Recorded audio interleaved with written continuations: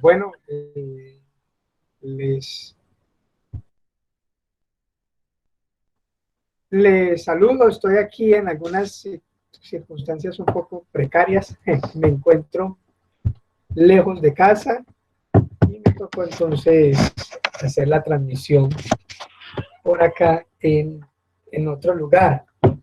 Pero bueno, no sé cómo me vean ahí, creo que me veo muy oscuro, pero el objetivo es de que escuchen bien, eso no creo que es lo más importante, más que me vean bien a mí es que escuchen bien y vamos a ser edificados. A ver, alguien que me recuerde dónde vamos en el estudio de la carta a Filipenses. A ver, alguien que sea juicioso, que haya estado en la clase anterior y que haya tomado notas y que me diga dónde vamos.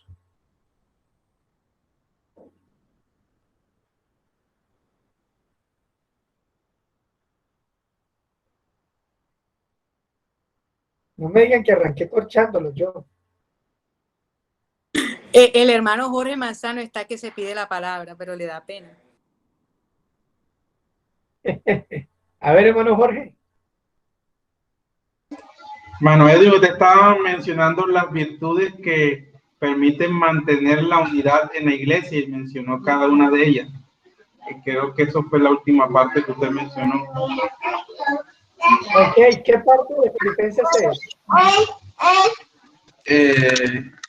Usted habló del amor entrañable, habló de consolación, habló si hay una consolación alguna, habló, creo que son 5 virtudes si no estoy equivocado.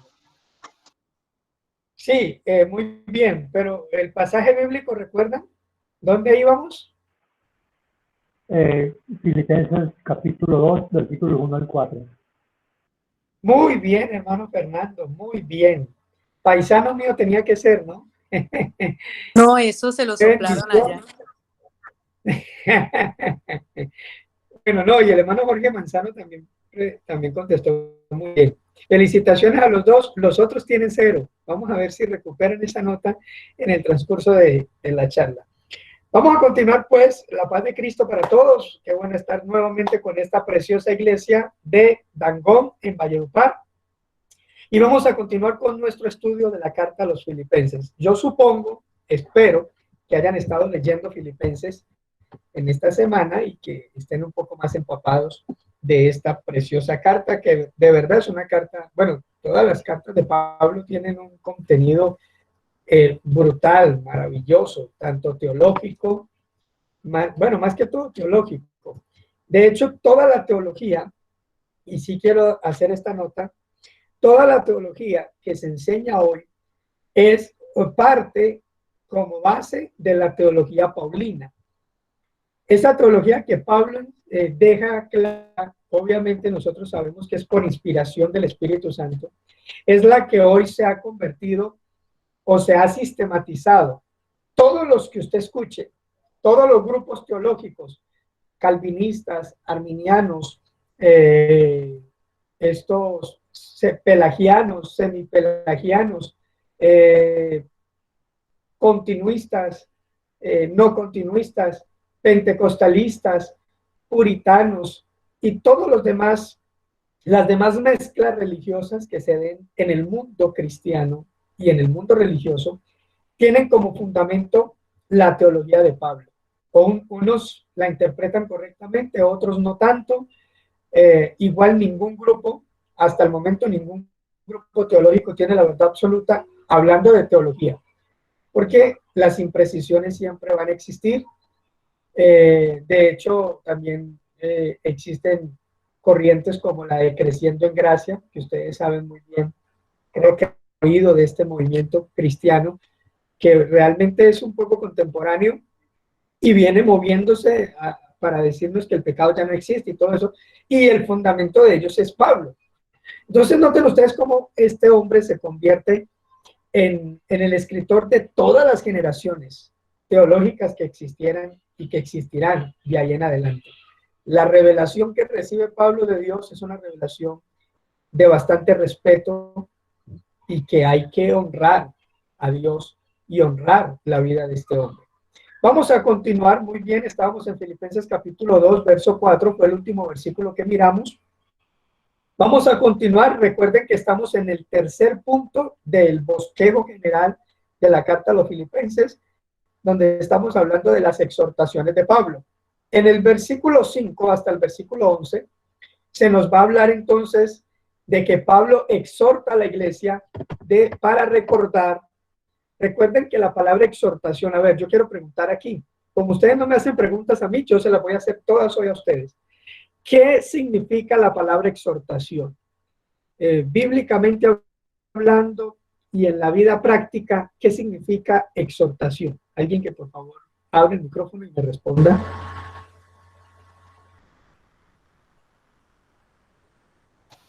Animar, motivar. Algunas veces también significa amonestar. Así es, mi hermano Jorge, eso significa exhortación, animación, motivación. Yo creo que la próxima pregunta voy a tener que decir que me responda cualquiera menos el hermano Jorge Manzano, porque no sé dónde están los otros, no se dejan ver, no hablan, no dicen nada. Amén, para esto en una sala solo con el hermano Jorge y el hermano Fernando y la hermana Lilian, que son los que hablan por allí. Amén, excelente hermano Jorge, eso es una exhortación, una animación, cargada de fuerza, cargada de pasión, y obviamente Pablo lo hace con el fin de que la iglesia sea mejor. Entonces se nos habla de recordar el ejemplo de Cristo. ¿Qué contienen los versículos 5 al 11 respecto de Cristo? Estos versículos o este pasaje es uno de los pasajes cristológicos de la Biblia junto con Colosenses capítulo 1, Hebreos capítulo 1 y otros más, pero estos son los más preponderantes, los que más se centran en cristología y sobre todo en divinidad, en la divinidad de Cristo. Nosotros tenemos que hacer la diferencia, yo no voy a explicar eso ahora, pero sí se los voy a dejar como inquietud, hacer diferencia entre las doctrinas de la unicidad y de la divinidad. Son dos doctrinas que convergen en el mismo resultado, pero que tienen dos trayectos,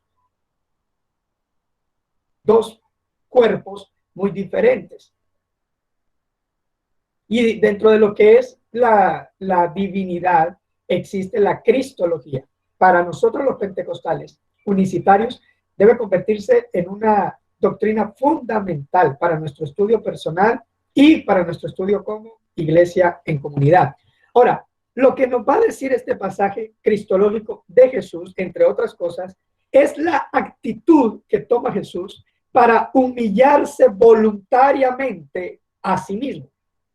Mire, hermanos, los hombres nunca nos humillamos por voluntad propia.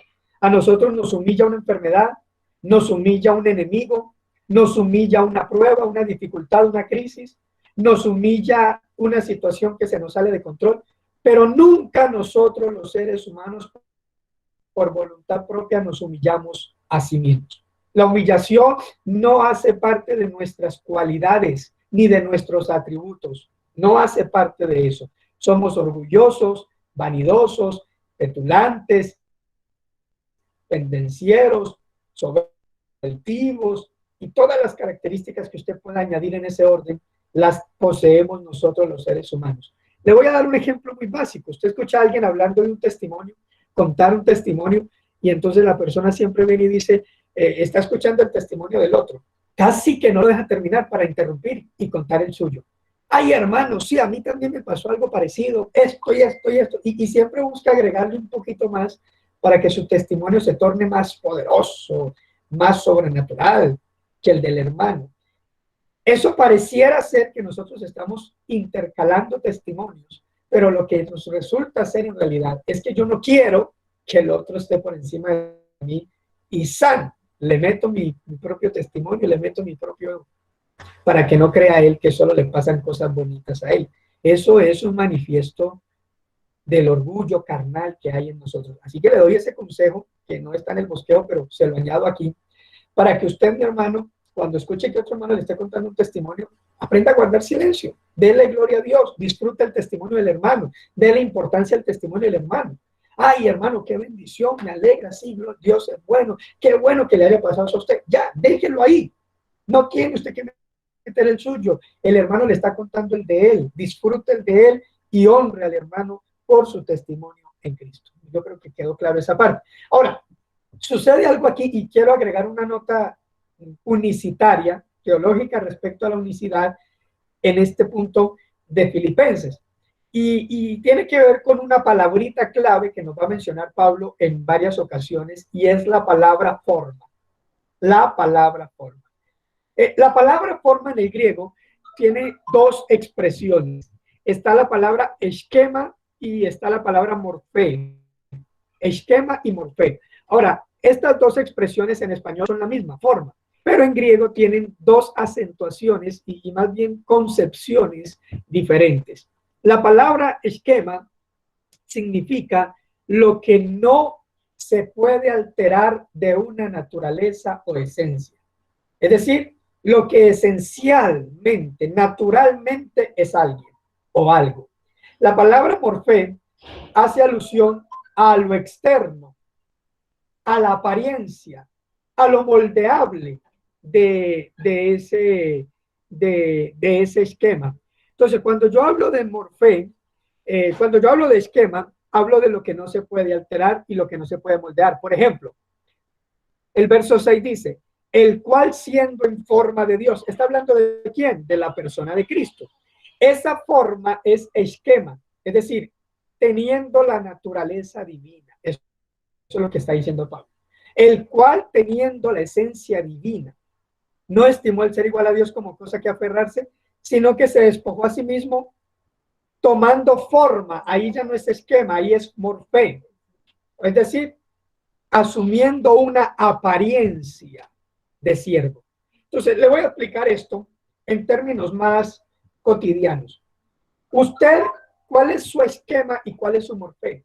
Entonces, su esquema, mi hermano amado, tiene que ver con lo que usted es desde que está, desde que es fecundado. Entonces, nosotros como esquema somos hombre, bueno, no se puede cambiar. Le voy a decir por qué. Los espermatozoides y los óvulos vienen reseñados, si me permiten la palabra, genéticamente con un sexo.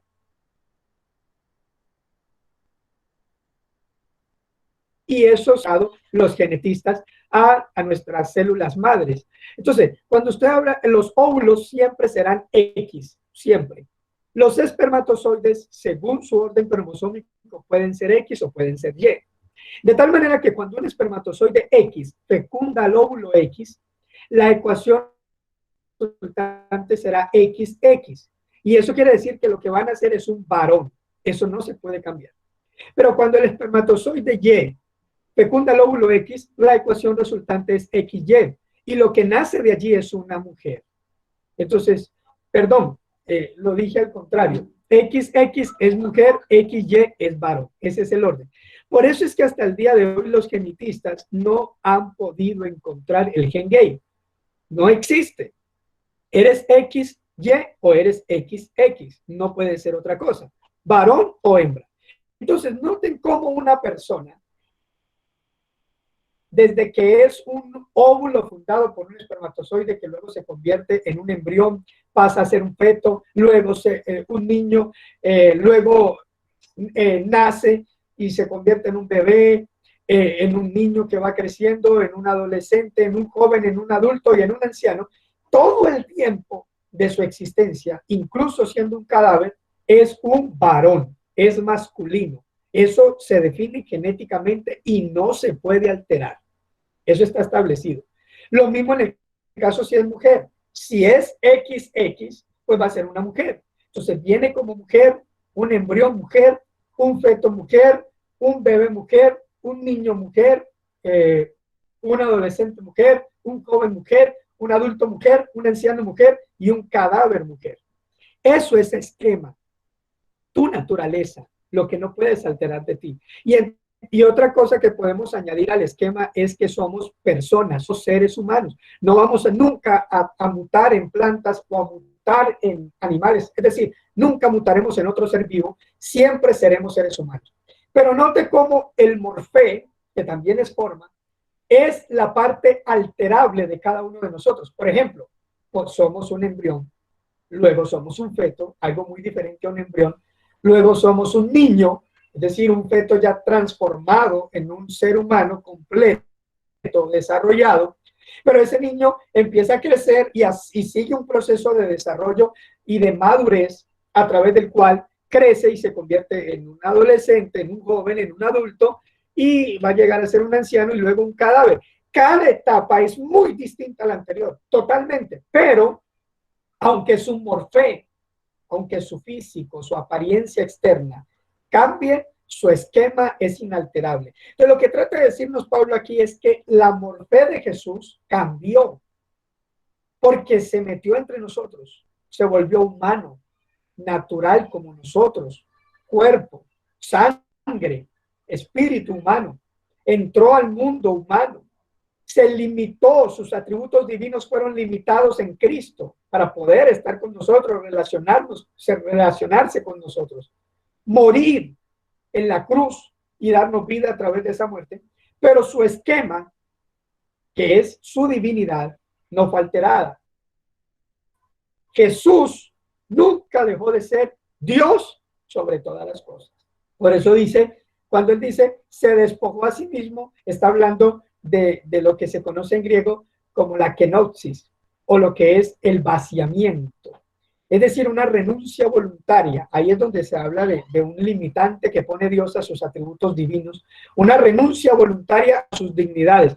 Recordemos que Dios tiene atributos morales y absolutos, o también comunicables e incomunicables.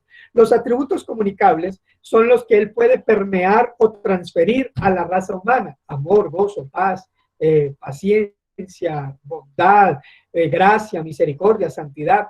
Pero los atributos incomunicables son los que solo puede disfrutar Él en su calidad divina. Aceidad, sublimidad, excelsitud, infinitud, infalibilidad, omnipresencia, omnipotencia, omnisciencia. Todos estos atributos solo los puede tener Él. Bueno, Él los limitó.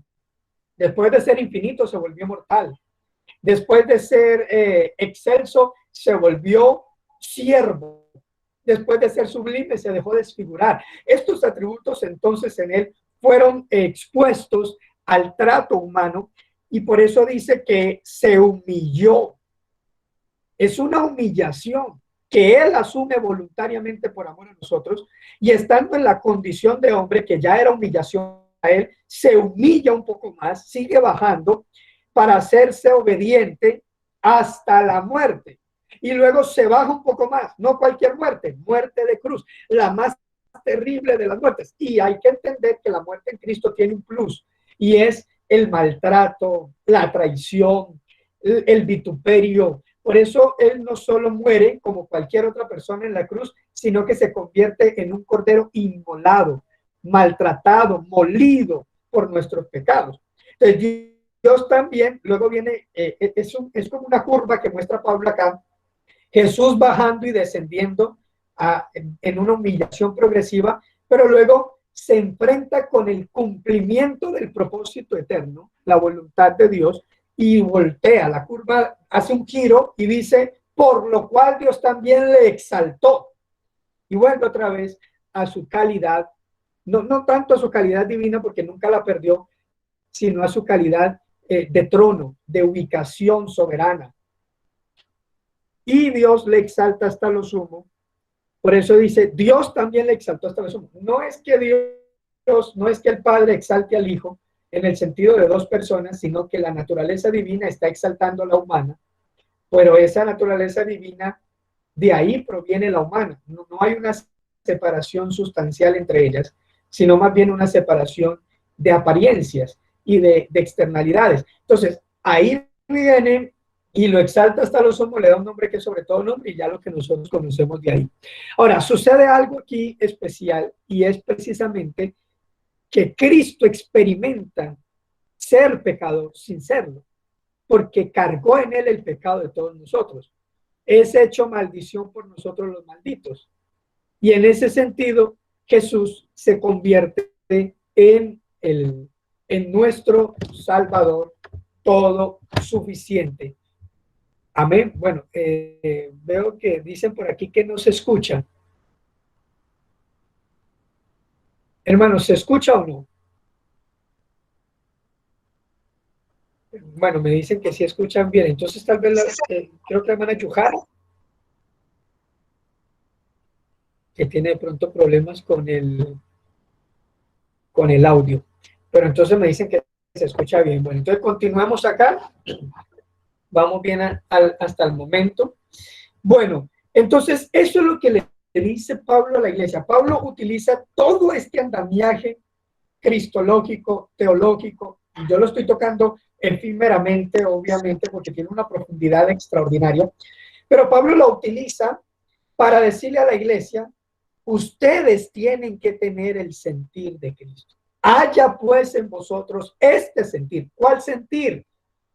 De humillarnos, de bajarnos, de practicar la humildad con los demás, de no esperar a que otro venga y nos humille, sino que nosotros mismos, por amor al otro, porque recuerde que todo esto lo hizo Cristo por amor, nosotros por amor al prójimo nos humillemos para ayudar, para hacer que el otro brille, para que el otro suba. Si tenemos que ponerle el hombro para que el otro se pare aquí y lo vean a él y no me vean a mí, eso tengo que hacerlo yo. El problema es que nosotros a veces le ponemos el hombro para que lo vean a él y luego gritamos, pero yo soy el que lo estoy sosteniendo. Levantamos la mano, miren, yo soy el que estoy debajo sosteniéndolo a él, porque queremos gloria personal, queremos reconocimiento, y eso riñe totalmente con el planteamiento estipulado por el Señor Jesús aquí en la Escritura. Ahora, no solo Pablo exhorta a la iglesia a que, recuerde que estamos en las exhortaciones de Pablo para esta preciosa iglesia, no solo la exhorta que lleve el ejemplo de Jesús, sino que entre los versículos 12 al 18 viene otra exhortación, y es precisamente a que sean luz en medio de tanta oscuridad. Y yo sí quisiera que la iglesia entendiera esto, porque yo no entiendo qué hacen los cristianos saliendo a marchar en un paro nacional. Yo no entiendo qué hacen los cristianos tomando banderas y tirando y saliendo y tal vez lo hagan de manera pacífica y civilizada, pero realmente lo que no entendemos, y yo no estoy defendiendo el gobierno, ni mucho menos estoy a favor de la reforma tributaria, pero lo que no logro concebir es la filosofía que nosotros tenemos frente al mundo que nos está rodeando actualmente. Los paros en Colombia no resuelven problemas, los agrandan. Sencillamente porque Colombia es una sociedad corrupta. Nosotros no tenemos un gobierno corrupto, nosotros somos una sociedad corrupta. O sea, lo que quiero decir con esto es que desde la persona que tiene un puestico para asar arepas tiene corrupción hasta el de arriba. Nosotros impregnamos por naturaleza la corrupción. Mentimos, manejamos costos como no debemos en el comercio, decimos lo que no debemos, mentimos cuando nos toca a favor, juzgamos cuando estamos en contra de alguien, en fin. Entonces la corrupción en Colombia es una corrupción sistémica que va desde lo más bajo hasta lo más alto, desde la pobreza más profunda hasta la riqueza más exuberante.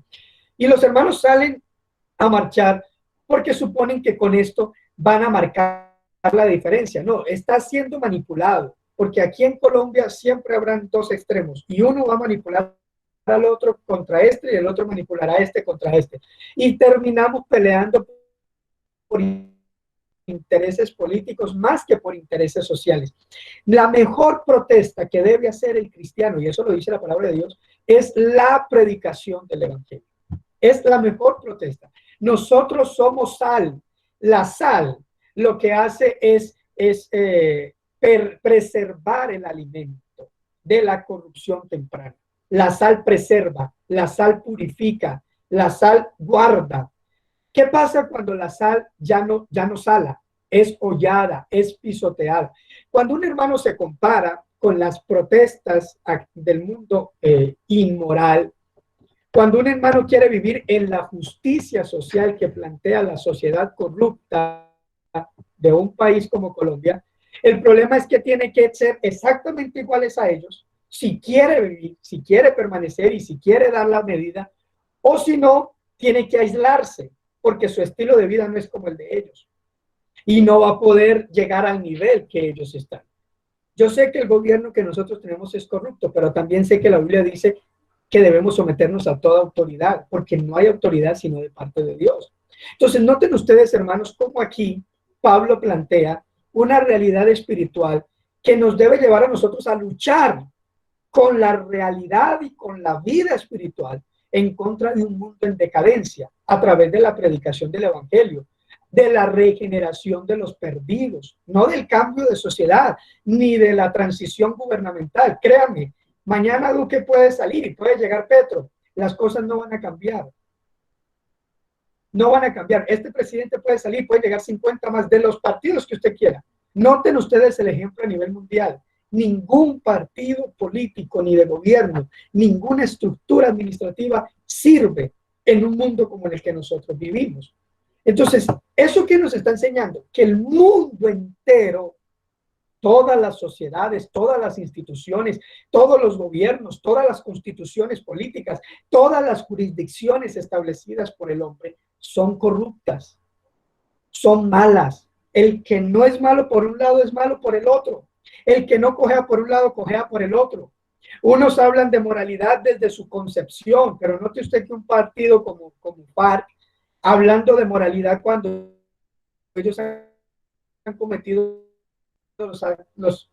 parte de los actos más atroces, inmorales en nuestra sociedad. Pero ellos están hablando de una moralidad correcta hacia un lado, pero el otro lado también existe. Entonces no vamos a encontrar en eso. Por eso la Biblia dice, ¿cómo debe ser el cristiano? Verso 15, irreprensible. Esta palabra irreprensible quiere decir que no caiga en pecados escandalosos, que no se vea envuelto en inmoralidades escandalosas y en espiritualidad al del mundo. Y luego hay sencillos, hijos de Dios, sin mancha, en medio de una generación maligna y perversa.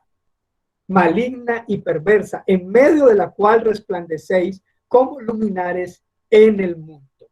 Asidos, aquí está el argumento de Pablo, ¿dónde debe radicar mi luz, mi luminosidad? ¿Dónde? No en la protesta, por muy pacífica y civilizada que sea, no en esa forma, no en esa estructura, no en la idiosincrasia del mundo, sino en la palabra de vida. En la palabra de vida. Entonces, lo que te diga la Biblia, eso debemos hacer. Dice, para que en el día de Cristo yo pueda gloriarme de que no he corrido ni en vano, ni he trabajado en vano. Entonces, eso es lo que nosotros tenemos que entrar a ir observando. Y bueno, estoy utilizando el tema del paro porque es un tema contextual, porque es un tema actual, es un tema que nos toca por lo que está sucediendo. Yo no estoy politizando la charla espiritual acá ni bíblica, sino que estoy usando un suceso actual para recrear el texto de lo que Pablo nos está diciendo. Y tendríamos mucho más que hablar al respecto. Ahora, Pablo luego entra, entonces Pablo enseña, lo que trata de enseñarle Pablo a la iglesia son los resultados de la unidad, donde no cada uno pega por su lado o defiende su lado. Si algo ocurre en la política, hermanos, es división, y no vamos a entrar en consensos nunca, porque cada quien va a defender su punto de vista. Entonces Pablo lo que está diciendo es, para que no se metan en esos problemas, vayan a la palabra, porque la palabra siempre tendrá un mensaje claro, único e indisoluble. Eso se vive con la unidad que ya se les pidió que tuviesen en los primeros 4 versículos. Entonces dice, estos ejemplos de unidad se evidencian ¿dónde? En una vida de testimonio público. Un testimonio público que tiene como fin demostrarle al mundo nuestro sometimiento voluntario a la soberanía de Dios. Eso es lo que el mundo tiene que ver. Una iglesia sometida a Dios, no peleando con el gobierno ni a favor del gobierno, no. Una iglesia que vive para Dios, que sabe que su reino no es de este mundo, que todo, ve hermano, con reforma o sin reforma, nosotros somos hijos de Dios. Y el mundo en el que estamos va a ser deplorable, y tiene que llegar a límites insospechados por nosotros. para ser destruido en la gran tribulación y después del milenio de paz. Así que nosotros relajémonos, esto se va a poner peor de lo que ya está, y de una vez se los digo, y es profecía, pero no es una profecía que me llegó en el momento, es extraída de lo que ya el Señor nos dijo. El mundo se va a poner peor, pero ¿qué tenemos que hacer nosotros? Ser más santos.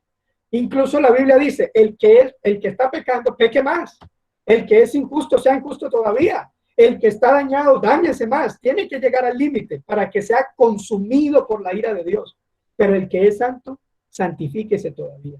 El que es justo, sea justo todavía. O sea, aquí, hermanos, lo que nos está diciendo la Biblia es que las distancias entre el justo y el pecador se van a ampliar todo el tiempo de nuestro peregrinar en la tierra. El santo más santo y el malo más malo. Y entre cada vez y entre más tiempo pasemos nosotros aquí, esa distancia más larga y más profunda debe dejarse ver. Por eso necesitamos una iglesia santa. Ahora, luego Pablo pasa, y no me voy a demorar ya mucho acá, el cuarto punto dentro del bosquejo de Filipenses es que Pablo pasa a hablar de sus compañeros. Esto está en el capítulo 2, versículos 19 al 30. Entonces, entre los versículos 19 al 24, Pablo habla de Timoteo. Exalta a Timoteo, reconoce a Timoteo como su hijo, el servicio que le ha brindado a Pablo y a la iglesia y al evangelio de Cristo. Luego entra a hablar de Epafrodito, del que hablamos en la clase pasada o en la enseñanza pasada. Y entre los versículos 25 al 30, habla entonces de las circunstancias que obligan a Pablo a que lo envíe de nuevo a Filipos para que ellos no crean que era porque había cometido algún error o había fracasado como asistente de Pablo, sino que al contrario lo envía para darles alegría de volverle a ver con vida, porque las noticias que recibieron de él no fueron para nada alentadoras. Ahora, luego Pablo pasa al capítulo 3 y a advertencias, de las advertencias que le presenta la iglesia. ¿Qué es una advertencia? Es una alerta de cuidado. Cuando Pablo advierte, Pablo está diciendo, cuidado, peligro. Y Pablo divide este grupo, estas advertencias en dos grupos. Las dos tienen que ver con los problemas que atacan la gracia de Dios. Vean, hermanos, la gracia de Dios, no estoy hablando como dispensación, sino como doctrina, tiene y como atributo divino inminentes. Dos actitudes o dos peligros, amenazas que se pueden convertir en actitudes o sentimientos en el corazón de un cristiano y que desdibujan la realidad de la gracia de Dios. Y esos dos son el legalismo y el libertinaje. Legalismo y libertinaje. Esos dos peligros yo quisiera tomarme el tiempo para hablar de estos dos peligros de la gracia de Dios, pero no lo tenemos en esta noche. Permítanme solamente dar algunos apuntes efímeramente de ellos. Entre el versículo 1 y el versículo 16 de Filipenses 3, Pablo va a hablar del legalismo y le va a decir a la iglesia, escuche las palabras que usa Pablo aquí. Pablo dice, primero, no me es molesto volverles a repetir las mismas cosas. Es decir, todo el tiempo que yo pueda hablarles a ustedes, les voy a decir lo mismo porque el pecado no ha cambiado. Y noten ustedes que es lo mismo que predicamos en la actualidad, porque el pecado no cambia. Y les dice, verso 2, escuchen la expresión tan fuerte, guardaos de los perros, guardaos de los malos obreros, de los mutiladores del cuerpo. ¿A quién se está refiriendo él? A los legalistas, a los que suponen que el evangelio es por obras humanas, que la salvación se mantiene por lo que yo haga o deje de hacer, que si yo no hago o cumplo con estos requisitos y estas reglas, voy a perderme, voy a caer, voy a perder el nivel espiritual. A ellos, los que enseñen de esa manera, los que fomenten la enseñanza, no en confiar en la obra de Cristo, sino en soportarnos o en descansar en nuestra propia obra, en nuestra propia actitud. A ellos Pablo les dice perros, les dice malos obreros y les dice mutiladores del cuerpo. Esos que dicen sin sacrificio no hay victoria. Hay que esforzarse, y yo no estoy diciendo, yo no estoy cayendo, y ahorita voy a hablar del otro extremo, pero lo que estoy diciendo es que no podemos nosotros suponer que la salvación, después de haber entendido que llegamos aquí por gracia, la vamos a ganar nosotros por obras. La salvación de principio a fin es una salvación por gracia, inmerecida, es un regalo otorgado por Dios a la iglesia. Dice, porque nosotros somos la circuncisión, los que en espíritu servimos a Dios y nos gloriamos en Cristo Jesús, no teniendo confianza en la carne. ¿Qué está diciendo? No descansando en nuestro esfuerzo personal, no descansando en nuestra buena actitud o buen comportamiento. Y dice Pablo, verso 4, yo también tengo de qué gloriarme en la carne. Muestra sus credenciales. En el verso 5, mire, yo soy esto. Verso 6, también. Pero ¿qué dice el verso 7? Pero todo lo que yo creía que valía para darme peso moral y espiritual delante de Dios, los he estimado como pérdida. Y mire lo que dice el verso 8. Estimo todas las cosas como pérdida por la excelencia del conocimiento de Cristo Jesús, mi Señor, por amor del cual lo he perdido todo ese estatus religioso, litúrgico, ritualista, ceremonial que él tenía. Lo perdí, pero estoy feliz de haberlo perdido porque tengo la verdadera libertad. Y dice, y lo tengo por basura. La palabra griega que se traduce por basura aquí, en el original, es una palabra que traduce estiércol. No sé si por allá utilicen la misma expresión de aquí del valle, pero es como decir, eso para mí es popó, es estiércol. Mire lo que dice Pablo de la religiosidad. O sea, realmente la religiosidad extrema y legalista es estiércol delante de Dios. Y el profeta dice trapo de inmundicia, y se refiere exactamente a lo mismo, a las obras humanas. Y luego dice, debo ser hallado en él, no teniendo mi propia justicia. Mira, hermano, el que se atreve a vivir legalistamente va a perder por donde usted lo mire. El religioso va a perder, porque si tú quieres vivir delante de Dios con tu religiosidad, tendrás que pasar el examen con tu religiosidad. Y no hay un religioso perfecto, porque entre otras cosas el religioso termina siendo vanidoso, orgulloso, termina creyendo que son sus buenas obras la que lo mantienen ahí, y eso le hace perder estatus dentro de la posición cristiana. Así que por donde usted lo mire, el religioso va a perder. Si usted quiere ser amigo de Dios, humíllese y reconozca que en usted no hay nada bueno, porque la carne para nada aprovecha. Todo lo bueno que tenemos es del Espíritu, y el Espíritu lo ha puesto Dios a través del cual nos ha dado vida espiritual. Entonces dice, no quiero ser hallado teniendo mi propia justicia, porque es como trapo de inmundicia, ya que esa viene por la ley, sino que quiero tener la que es de la fe en Cristo, la justicia que es de Dios por la fe. ¿Qué significa eso?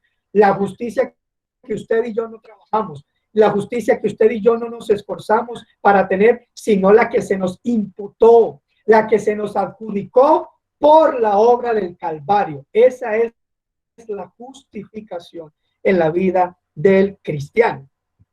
Luego le va a decir cuáles son los privilegios de esa. Voy aquí a avanzar un poco. Y luego dice Pablo, empieza a dar dice, a fin de conocerle el poder de su resurrección, la participación de sus padecimientos, llegando a ser semejante a él en su muerte, si en alguna manera llegase a ese nivel. Y luego dice, no es que lo haya alcanzado ya. Pablo dice, yo no estoy diciendo que soy perfecto. No, pero prosigo al blanco. Entonces noten cómo Pablo hace conjugación aquí entre las doctrinas de la justificación y de la santificación. Y Pablo está dejando claro que la salvación es por la obra de Cristo, pero a la vez está diciéndole a la iglesia que el que es salvo y que ha sido justificado, recuerde que la justificación es un acto acompañado. ¿Acompañado de qué? De la santificación. Todo aquel que ha sido salvo por gracia y que ha nacido de nuevo, debe vivir como Cristo vivió. No es un esfuerzo, el muerto no oye, no ve, no entiende. Desarrolla un proceso de putrefacción, cada vez está más muerto. Pero si Dios le da vida espiritual, y lo resucita y lo sienta en lugares celestiales como vivo espiritual, ¿qué quiere? ¿Qué le está pidiendo? Que por naturaleza usted se convierta como un vivo y viva como un vivo espiritual. Ya no siga siendo el muerto que era antes. No viva como muerto, no piense como muerto, no ande como muerto en pecado. Ahorita viva en la vida de Cristo. Eso es lo que está diciendo Pablo acá. Por eso dice prosigo al blanco. Ese prosigo al blanco no es para salvarse, no, él ya es salvo.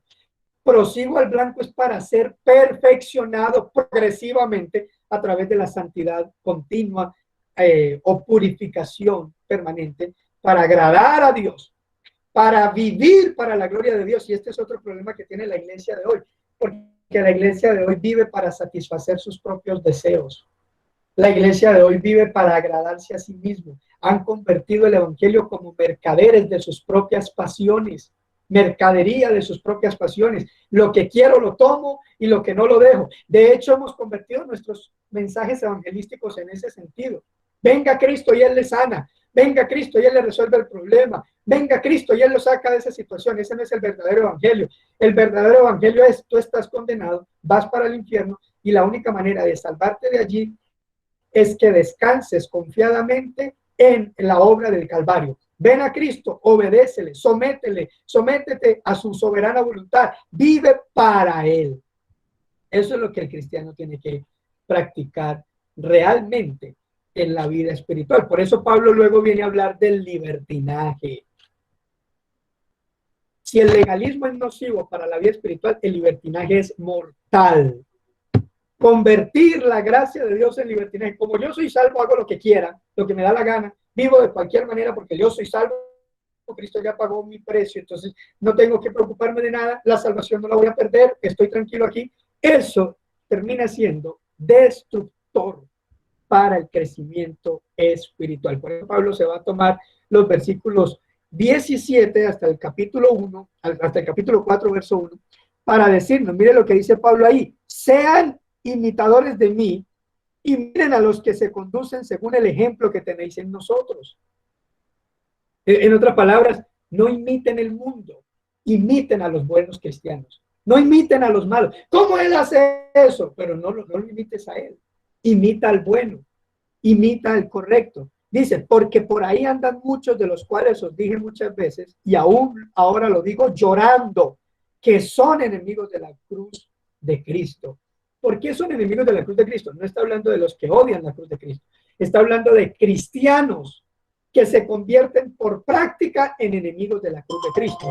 Dice de la siguiente manera: enemigos de la cruz de Cristo, de los cuales os dije muchas veces, bueno, verso 19, el fin de los cuales será perdición, cuyo Dios es el vientre. ¿Qué quiere decir eso? Que viven para ellos, para llenarse, para satisfacerse personalmente, para ser mejores ellos, para sentirse mejor. El Dios de ellos es el vientre, cuya gloria es su vergüenza. Solo piensan en lo terrenal. Son materialistas, son pecaminosos, son libertinos. Son personas sensuales, no tienen el espíritu, son personas pecadoras, fornicarios espirituales, adúlteros. Dice, mas nuestra ciudadanía está en los cielos. ¿Qué está diciendo allí? Vivan de acuerdo a su objetivo. Miren hacia dónde van, hacia dónde caminan, tracen la meta en el reino de los cielos. Nuestra ciudadanía está en los cielos, de donde también esperamos al Salvador, al Señor Jesucristo. Es como si dijera, todo nuestro ser, todo lo más importante de nosotros está en el cielo. No miren hacia otro lado, el cual transformará el cuerpo de la humillación nuestra para que sea. Está hablando de la esperanza gloriosa. ¿Y para qué sirve conocer la esperanza? Recuerde que la Biblia dice que la esperanza no avergüenza y que quien tiene esta esperanza se purifica. Entonces, tener la esperanza de la gloria genera en nosotros un celo vivo y real por manejar la vida espiritual de Cristo. Y luego el versículo 1 dice, hermanos míos, amados, deseados, gozo y corona mía, estad firmes. Firmeza quiere decir ni a un lado ni al otro. No se dejen dominar, no se dejen alardear por el legalismo, no se dejen volver vanidosos, petulantes por el legalismo, orgullosos, altivos, pero tampoco se entreguen al libertinaje. No pierdan el nivel espiritual, no bajen la moralidad, no bajen la guardia, manténganse en un equilibrio, ni a derecha ni a izquierda. Ahora, lo que vamos a encontrar en el último capítulo es, en quinto lugar dentro del bosquejo, la amonestación de Pablo, la cual va entre los versículos 2 al 9, donde Pablo va a exhortar a la iglesia sobre vivir para Dios, cómo relacionarse con los demás y cómo ser gozosos. Amonestación sí debe verse como una palabra más fuerte, como casi un regaño. Pablo ya hablándoles un poco más serio. Luego viene los versículos 10 al 20, donde Pablo les va a mostrar gratitud y va a dar una enseñanza magistral sobre el sentido de la ofrenda. Luego me invitan a una semana de mayordomía y yo les enseño esa parte, donde Pablo va a hablar de la mayordomía, los principios de la mayordomía, los resultados de la mayordomía, y esos resultados se traducen más que todo en el amor de Dios para aquel que da con liberalidad y con gratitud. Y por último, Pablo se va a despedir de la iglesia. Ahora, para cerrar esta enseñanza y esta carta, recuerden ustedes que les dije ahora 8 días que el tema central de la carta sería el gozo. Es la carta que más contiene la palabra gozo por versículo cuadrado. Ha sido llamada por muchos teólogos como la carta del gozo. Y no es para más. Le voy a decir, por ejemplo, cuándo y dónde menciona Pablo el gozo y bajo qué circunstancias. Capítulo 1, verso 4. Habla de tener gozo en la oración por la iglesia, es decir, él está gozoso orando por la iglesia, está gozoso orando por la iglesia. Capítulo 1, verso 18, habla del gozo en el hecho de que Cristo es anunciado, es decir, él se goza a pesar de que está sufriendo, está en una cárcel y engrilletado, pero se goza porque el evangelio corre entre las multitudes y Cristo es anunciado. Capítulo 2, verso 2, él se goza en que la iglesia está unida, se goza en saber que la iglesia mantiene el vínculo de unidad y de amistad profunda, testimonial. Capítulo 2, versículos 17 y 18, Pablo se goza en su testimonio personal, que radica en la salvación por gracia otorgada por Dios, y se goza con la iglesia, con la vida de la iglesia. Capítulo 3, verso 1, se goza en el hecho de que el Señor Jesús es soberano. Quiere decir esto que está en control de todo. Y eso sí que le sirve a los del paro, entenderlo. Porque ahí, hermanos, vi por ahí una imagen de un hermano de la iglesia sosteniendo una pancarta que decía, el pueblo tiene el poder o tiene el mando, algo así. El pueblo es superior, el pueblo es el que manda, el pueblo... Bueno, ese hermano tiene que nacer de nuevo porque realmente... el superior es Cristo, el que manda es Cristo, la soberanía es de Cristo, ¿no? Ni del pueblo ni de los gobernantes. Capítulo 4, y debemos gozarnos en eso, hermano. Vea, gozarse en la soberanía de Dios es entender que nos podemos morir de coronavirus, pero eso obra para nuestro bien. El gobierno puede aprobar la reforma tributaria, pero eso obra para nuestro bien. Y usted dirá, hermano, ¿pero cómo? Obra. Va a obrar para nuestro bien. Yo le voy a dar solamente un testimonio. Realmente no me gusta hablar mucho de mí. El hermano Fernando creo que me conoce y ha escuchado muchas prédicas mías y son pocos los testimonios que trato de contar personales, pero sí quiero contarles uno. Cuando mi esposa estaba embarazada de mi bebé, entramos en cuarentena y no teníamos un pañal comprado para recibirlo ahí.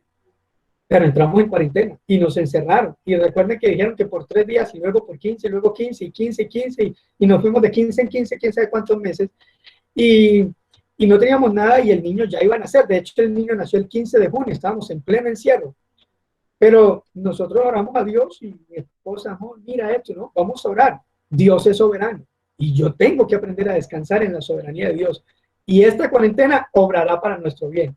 Pues quiero decirle que obró. Oramos a Dios y, hermano, no le voy a decir cómo, pero lo que sí le puedo decir es que nos empezó a llegar dinero de toda parte, desde 50,000 pesos hasta 1,000,000, 1,000,000 y pico, y ta, ta, ta.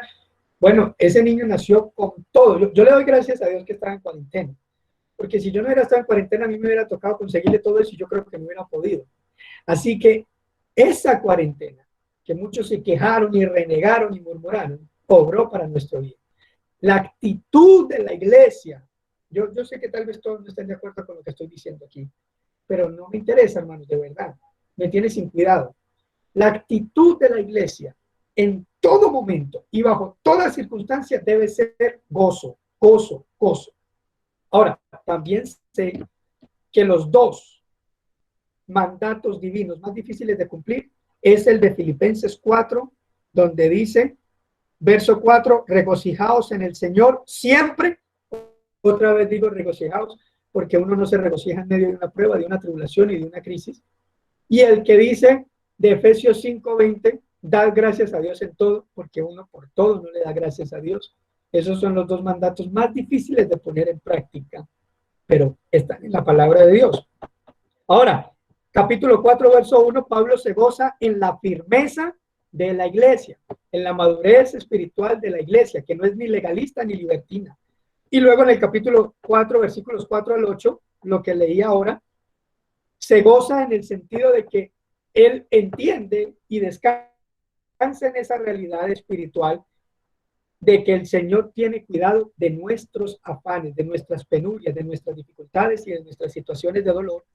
Y por último, capítulo 4, verso 10, se goza en el cuidado que la iglesia ha tenido para con él como misionero y como apóstol del evangelio. Por eso esta carta es la carta del gozo y espero que nos sirva, que la leamos, que la estudiemos, que la amemos, que nos enamoremos de ella y que podamos ponerla por obra. Ahora sí, mis hermanos, tiempo. He terminado con ustedes la carta del apóstol Pablo a los Filipenses. Hemos recorrido rápidamente este tratado teológico y espero que Dios nos haya hablado y nos haya bendecido. Si hay alguna pregunta, la hermana Lilian Andrea estará dispuesta a respondérselas todas. Yo ya me voy. Amén.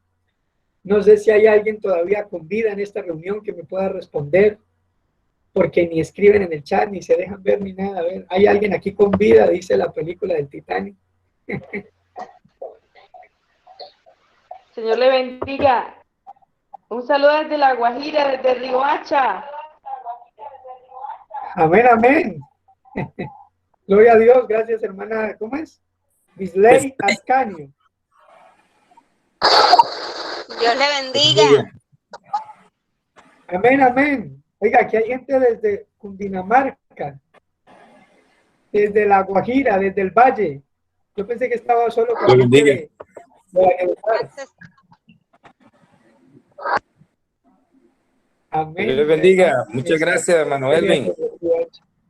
Amén, hermano Samuel. Amén. Y gracias por todo. La epístola de los Filipenses, en mi gusto, digamos, en mi parecer, es una de las más hermosas, las más bonitas. Veo al apóstol muy agradecido, contento, diciendo que está satisfecho, que recibió toda la ofrenda que le mandaron, que está contento, que le gustó, que es un olor grato a Dios, que él sabía que ellos querían hacer eso con él, y esa parte me enternece un poco de Pablo contra la ofrenda y por el amor mutuo que hay entre esta iglesia y el apóstol. Y hay unas máximas, ahí yo aquí con los hijos estaban evaluando, digamos, esas máximas como que el que empezó la buena obra, como que para mí el vivir es Cristo, como que tengamos el mismo sentido en Cristo Jesús, que siendo en forma de Dios, como que prosigo al blanco, a la meta, al supremo llamamiento, y también sin faltar todo lo puedo en Cristo que me fortalece.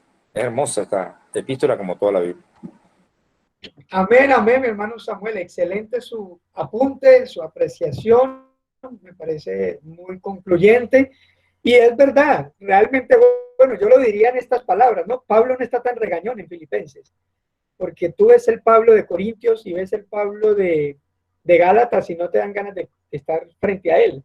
No lo ve como con el ceño fruncido y manoteando fuerte, pero aquí tú lo ves relajado, parece que tuviera un rostro sonriente, simpático con los hermanos, así que definitivamente esta carta es una carta muy paternal. Y bueno, eso gracias no solo a la actitud de Pablo, sino al crecimiento y la madurez de la iglesia. Yo quisiera saber si hay preguntas o no, y si no hay preguntas, díganme por qué, o expliqué muy mal que no se entendió todo, o lo dije todo que no hay nada que decir. Pero díganme qué pasó. Yo tengo una pregunta para generar ahí, digamos, la pregunta. Nosotros siempre la hemos contestado, pero es importante hacerla, digamos.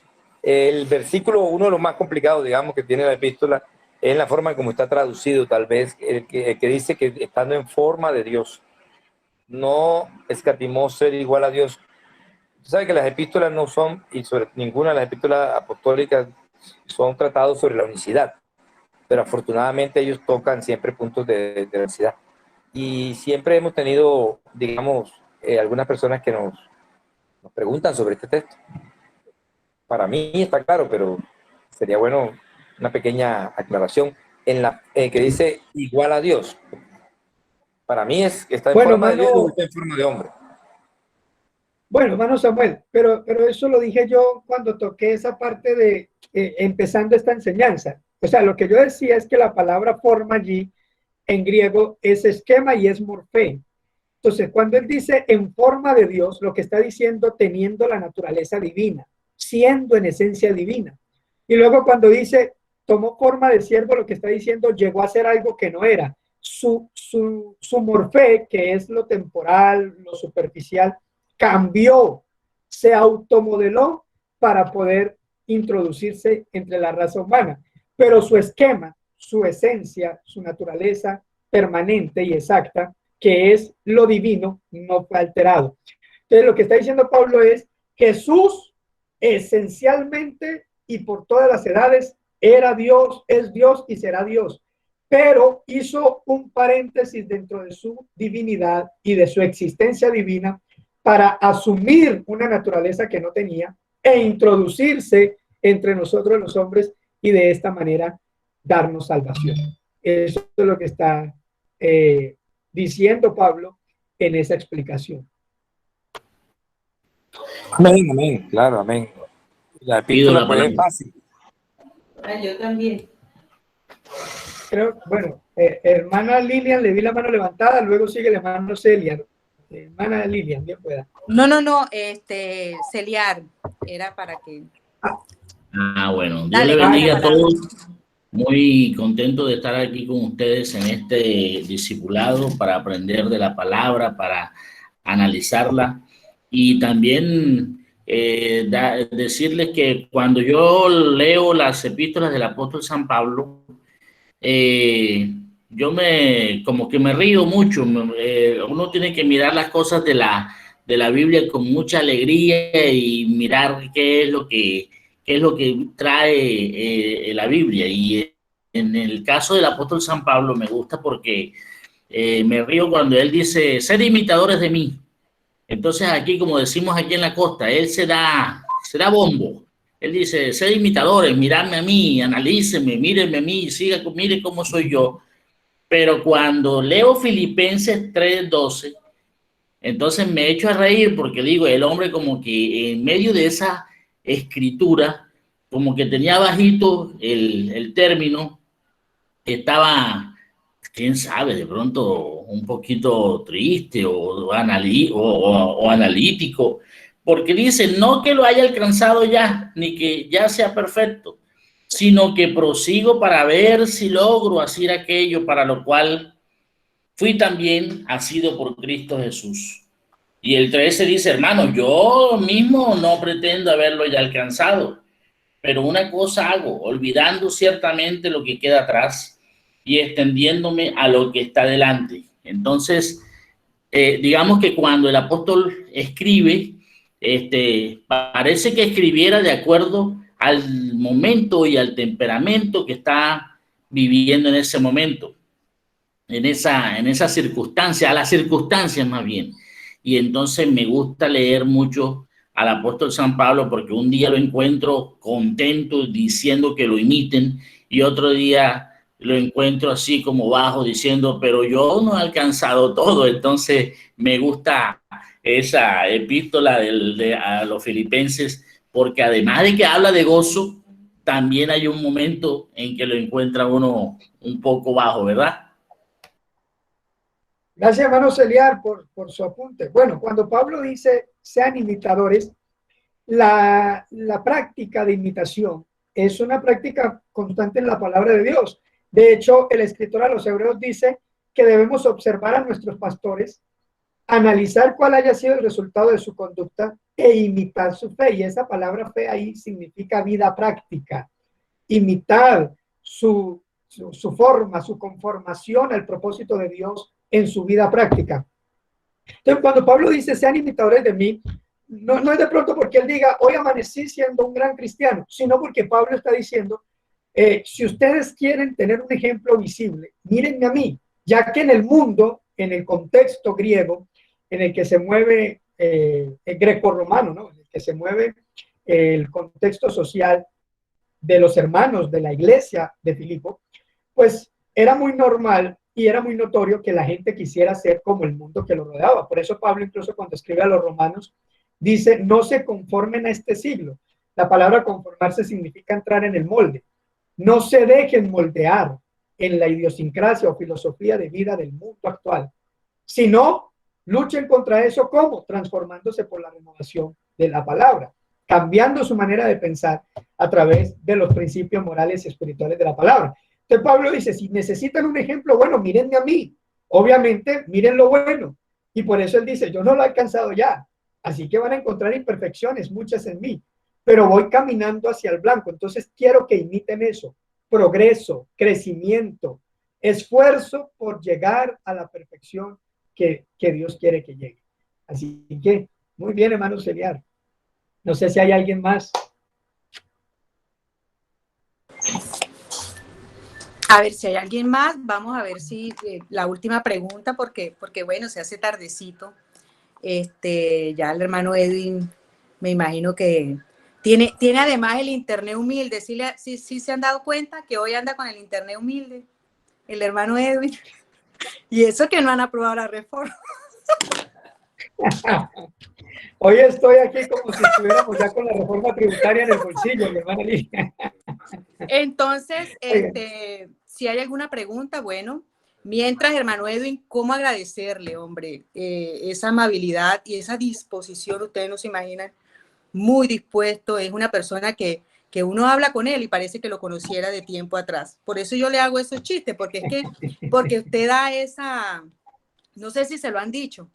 Entonces, agradecerle sí, hermana muchísimo. Lidia, me dicen eso de que, bueno, me gusta ser así, me gusta ser jovial, a veces confianzudo, y eso ya, pero no, creo que es como el hecho de que yo siempre considero que la iglesia es una familia, somos una familia, y yo no necesito conocerle a ustedes. Si ustedes han nacido de nuevo, igual que yo, en el cielo vamos a estar toda la eternidad, así que somos hermanos, y como tal tengo que tratarlo.